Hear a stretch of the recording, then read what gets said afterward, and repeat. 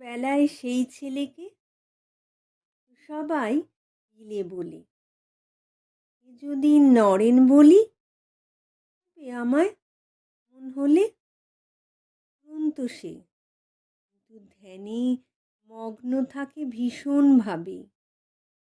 ভদত্তি আদৌ আছে, যে তাকে ধরতে যাবে।